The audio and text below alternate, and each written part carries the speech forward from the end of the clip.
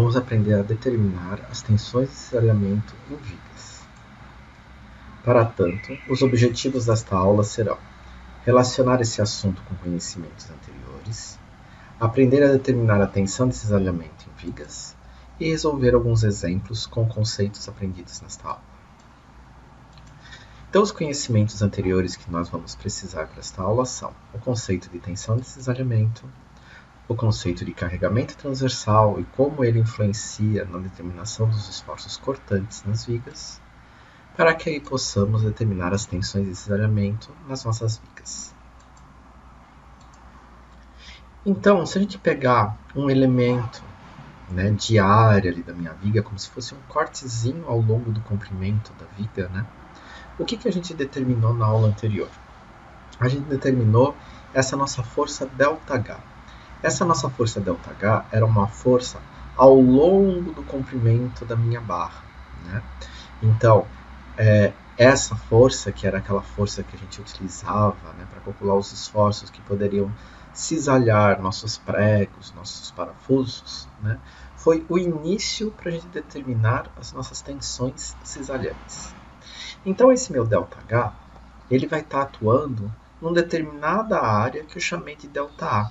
Essa minha área ΔA, na verdade, ela vai ter na direção X, na direção do comprimento da minha viga, um comprimento ΔX, por uma largura que eu estou chamando aqui no meu desenho de T. Então, da aula anterior, a gente sabia que ΔH era dado por V vezes o meu QZ sobre Z ΔX, substituindo, então, a minha tensão de cisalhamento média que vai atuar nessa seção cisalhante. O que é a tensão de cisalhamento? É a força dividida pela área. Então, vai ser o ΔH por ΔA. Então, isso daqui é VQX sobre I vezes ΔX, que era a nossa forma ΔH, dividido pelo nosso ΔA. Nosso ΔA é o T vezes o ΔX. Então, fazendo as simplificações de ΔX, eu descubro que minha tensão cisalhante média vai ser VQ sobre I vezes o meu T. Por que uma tensão cisalhante média? Porque essa tensão cisalhante ela não vai ser constante ao longo da seção da minha viga.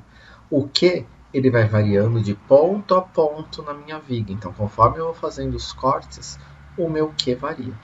E o meu T, não necessariamente, também ele é constante ao longo de toda a viga. Por exemplo, nesse desenho aqui, o T também vai variando. Logo, minha tensão cisalhante média, ela também pode variar. Então, o que a gente determinou ali naquele nosso desenho anterior? Essa nossa tensão cisalhante aqui, que eu chamei meu tal médio, é uma tensão cisalhante distribuída ao longo dessa minha seção horizontal. Percebam que essa tensão cisalhante ela não é constante, mas sim ela vai ter uma distribuição na forma que a gente vai ver daqui a pouco, de uma parábola. Mas para espessuras bem pequenas de T, essa parábola tende a se tornar quase uma reta.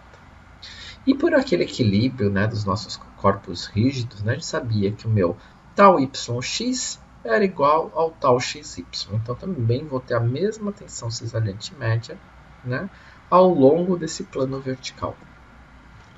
E o que acontece com a nossa tensão cisalhante?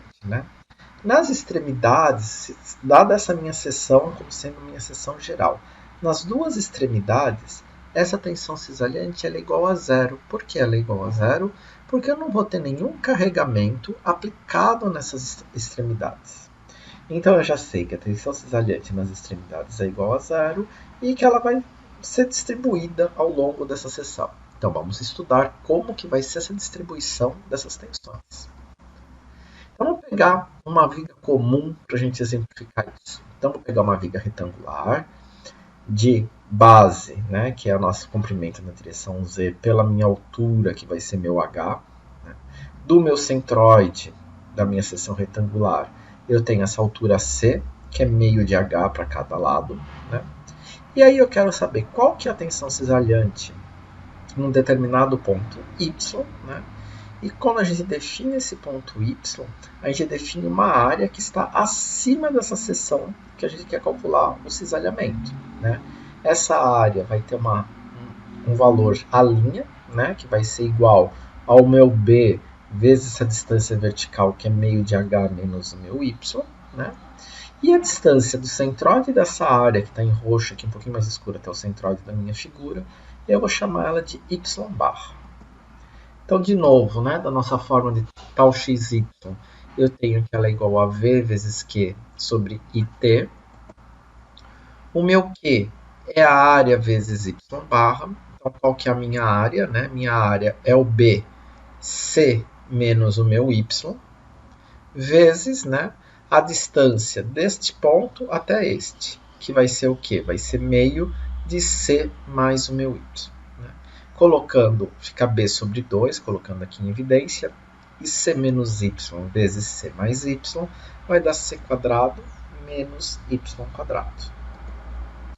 O meu momento de inércia, né, é base vezes a minha altura ao cubo sobre 12.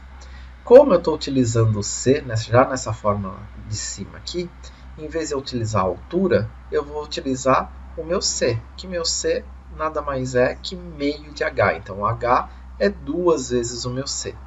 Então, substituindo o h por 2c, né, vai ficar 8c ao cubo b sobre 12, que vai dar o 2/3 de bc ao cubo. Substituindo esses dois valores nessa equação, então meu q, né, ele vai ser substituído por meio de bc quadrado menos y quadrado. Né? O meu i vai ser substituído por 2/3 de bc ao cubo.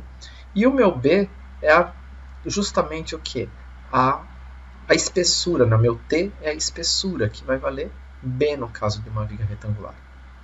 Fazendo as devidas simplificações, eu descubro que meu tal xy ele vai ser o quê? 3/4 de c quadrado menos y quadrado dividido por bc ao cubo vezes o v.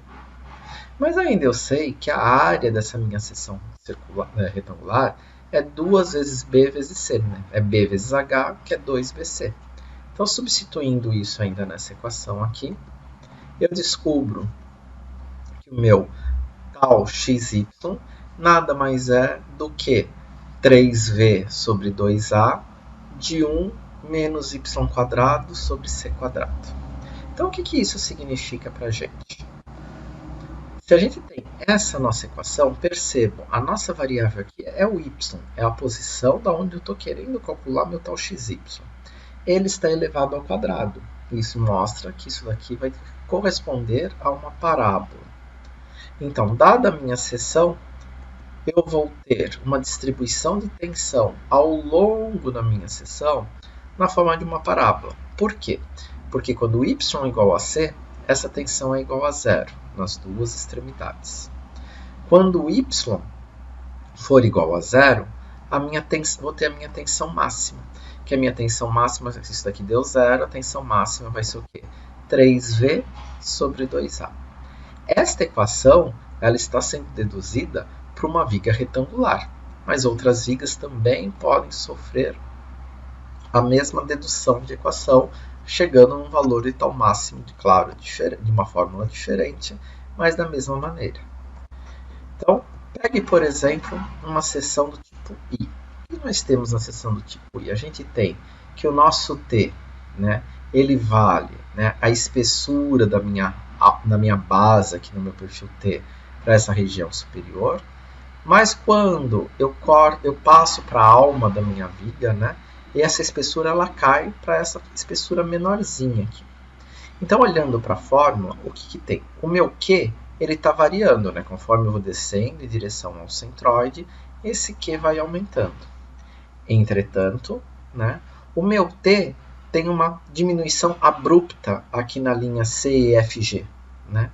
Então, quando ele passa da mesa do meu perfil I para a alma do meu perfil I, a gente percebe que a minha tensão normal, né, que ela ia seguir a forma de uma parábola, ela tem um salto. E aí sim, aqui ela continua sendo na forma de uma parábola, chegou de novo na mesa inferior, ela dá um salto no sentido anterior, contrário e continua até chegar a zero. Então, normalmente, em perfis do tipo I, costuma-se dizer que a tensão cisalhante que atua na minha viga basicamente é igual à tensão cisalhante média que atua na minha alma, né? Porque as contribuições das mesas para o cisalhamento, elas vão ser muito pequenas. Então, se vocês entenderam, vamos partir para alguns exemplos. Se não, volte ao início da aula e retome os conceitos aprendidos.